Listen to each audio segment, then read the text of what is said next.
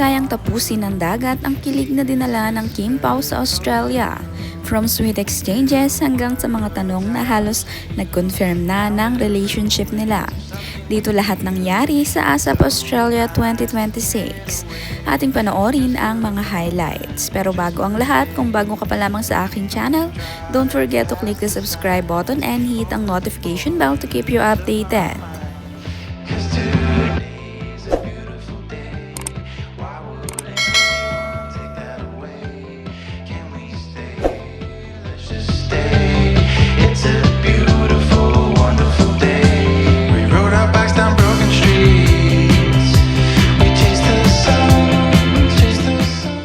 Natapos na ang matagal nang inaabangang show, ang ASAP Australia 2026, na ginanap sa TikTok Entertainment Center sa Sydney.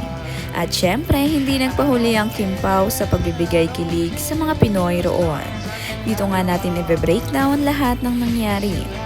Pumunta talaga sina Kim Chiu at Paolo Abilino sa Sydney para sa ASAP XP, kung saan muli silang nag-perform bilang tanging love team ng mga Pinoy sa abroad. At gaya nga ng inaasahan, kalat na kalat agad ang mga video ng lambingan ng dalawa sa stage.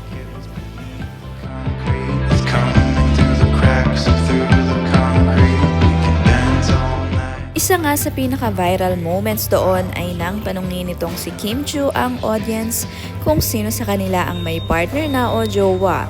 Sabay-sabay ngang sumigaw ang mga Pinoy sa Sydney. Tapos biglang sinabi ni Kim, "Di kayo na." Habang si Paolo naman ay halatang halata ang pagnanais i-raise ang kanyang kamay, na parang gustong aminin na siya nga ang partner ni Kim. Hindi nga rin nila nakalimutan i-celebrate ang panalo ni Paolo sa Outstanding Asian Star sa Seoul International Drama Awards, kung saan personal siyang binati ni Kim sa harap ng audience.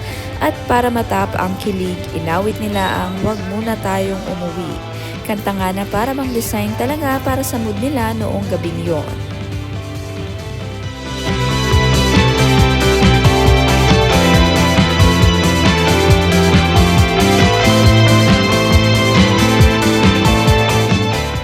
Dagdag pa rito, dumating nga si Ann Curtis para sumali sa show at nagkaroon sila ng magandang reunion matapos ang kaunting tensyon nila noong nakaraang botohan para sa Seoul Awards.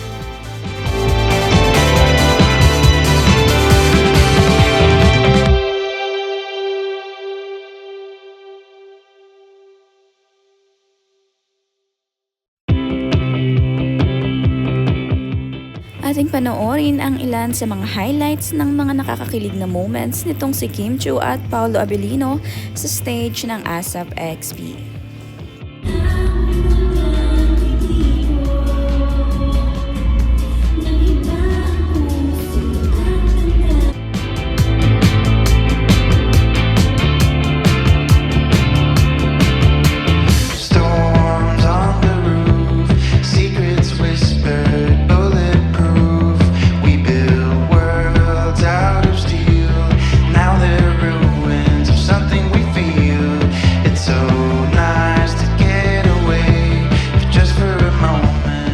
Nagkaroon din ng solo performance itong si Kim Chiu. Ating panoorin ang kanyang napakagandang pagsayaw.